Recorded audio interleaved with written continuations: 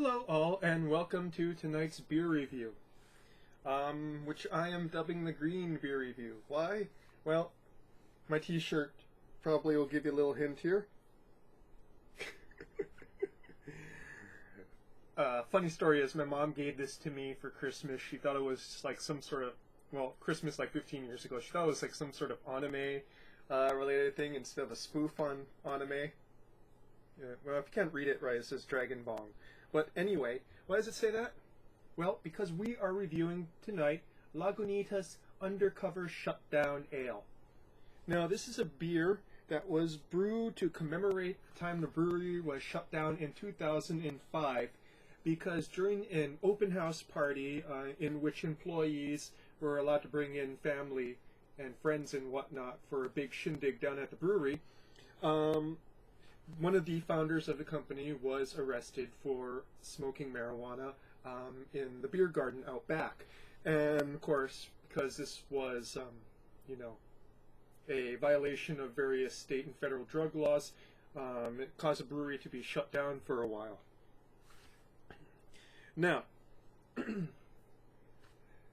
they bounced back from that and became one of the largest brewers in Southern California.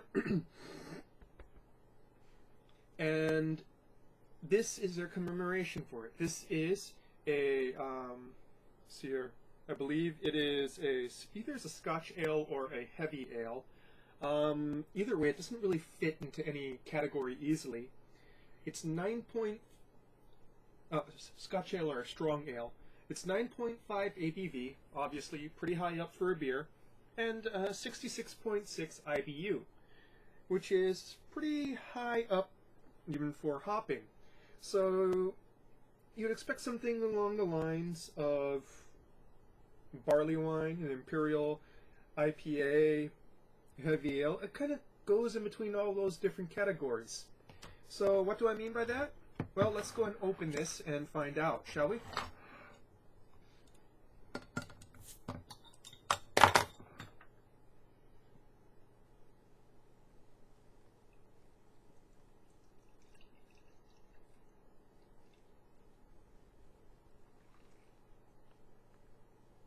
Give it a nice, fairly vigorous pour. I want a good head on it.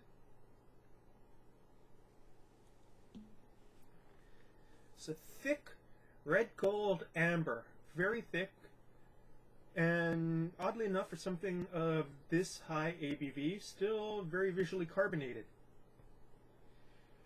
Slightly off-white to beige head.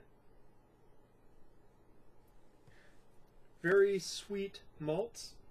Juicy, almost caramel, sweetbread smell.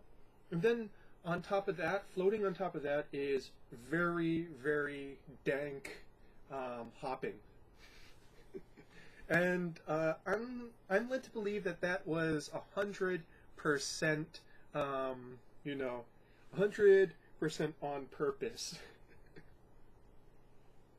Really, the hopping, that is the main category of the hopping here. No pine, no real grapefruit, just a lot of dankness in that smell. And of course, I'm guessing that you all know what I mean by dankness, right?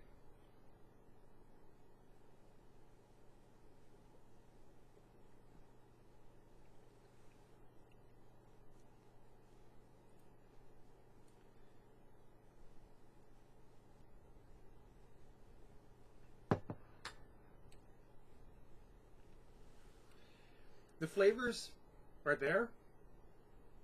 Not as intense as you would expect from an American-style barley wine or from an imperial IPA.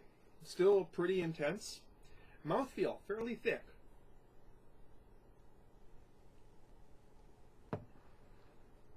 There's a booziness on the palate. It goes up in effervescence. Not overwhelmingly so. Kind of fits in with the style since it's a little bit on the sweet side. So what you got here is this really interesting balance of very heavy malting up front, followed by a pretty heavy hop in the finish. Excuse me.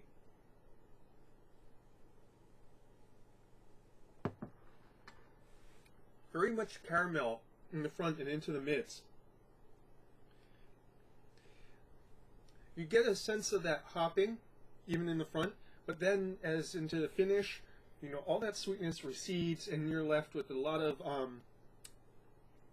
bitter, sort of resiny notes in the finish. And it ends up actually very dry in the long run. Now what's interesting about this is if you drink it over until it gets warm, it really begins to shift in flavor profile.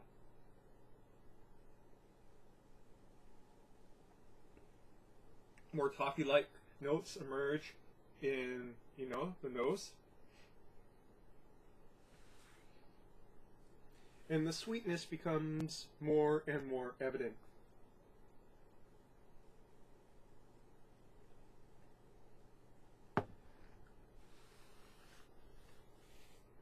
There's a slight juiciness as it you know, sort of transfers in between that sweet in the front and the hopping in the back, but really it's almost more like a liquid sort of sweet bread in the beginning rather than any sort of fruitiness, which is what you would expect from something that's kind of got a pretty you know, pretty evident hop profile in that back there. It's almost like there's two different beers.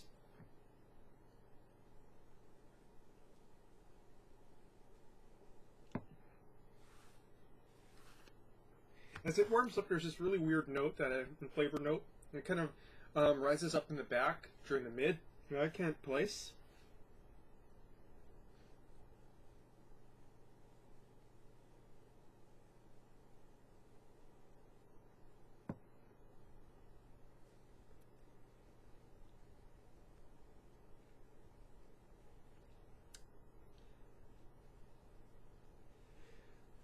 So this is a very interesting beer. The one downside is that for something this big, there's not much nuance to it. Yeah, there's a lot of interesting things going on, but you can't really suss out any particular flavors. Again, you know, you got your hopping, you got your malts, but there's not really a delicate interplay in between that. Like I said, it's almost like got two very different beers kind of stuck together. One in the front, one really malt bomby one in the front, and then a hop bomb in the back. And both of those kind of showing up in the nose. Excuse me, this weather is causing my nose to run. So, but, you know, not very much delicacy, not much like, oh, I taste this and this and this. No. That said, it's interesting. It's definitely high ABV, as you can tell already.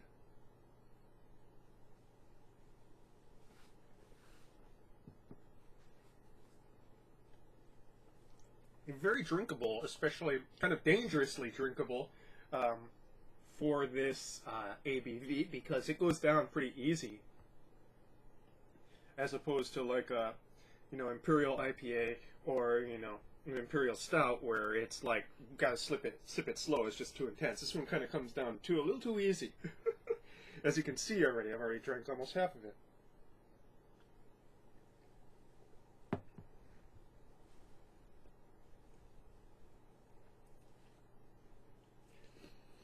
I definitely think that there's a lot more interplay as it gets warmer.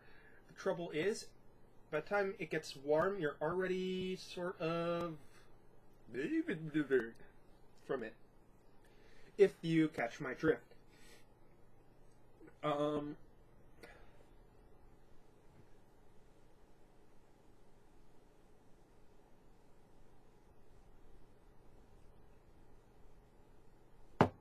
Yeah, just that interesting note that arises in the mid is starting to show up now, since it's a lot warmer. I'd say about 60-65 degrees or so Fahrenheit. But I don't think I can really kind of do it justice, other than to say, you know, it's still that sort of interesting two beers kind of glommed together into something very different. This is a limited edition. I'm not sure if they only release it once every blue moon or if it's a yearly release. I don't know. Lagunitas, they haven't even been in Hawaii for a full year yet. Perhaps one of you can know better and tell me. As it is, Very interesting, very drinkable beer. Not too nuanced, but I like it. I'll definitely go and pick up another 6-pack sometime. So, Undercover Investigation Shutdown Ale.